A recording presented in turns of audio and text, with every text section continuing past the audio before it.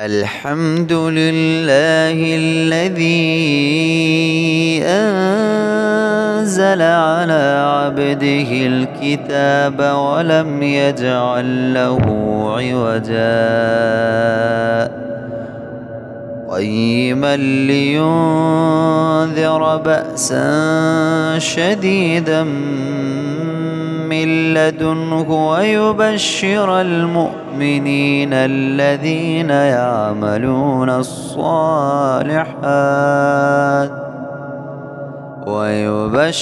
المؤمنين الذين يعملون الصالحات أن لهم أجرا حسنا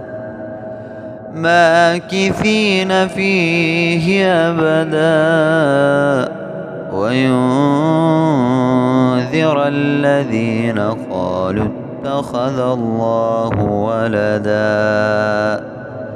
ما لهم به من علم ولا لآبائهم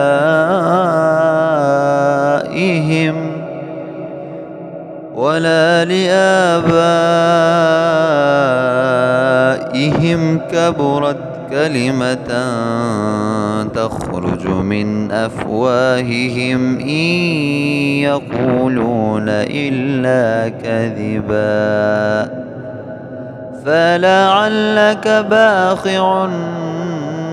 نفسك على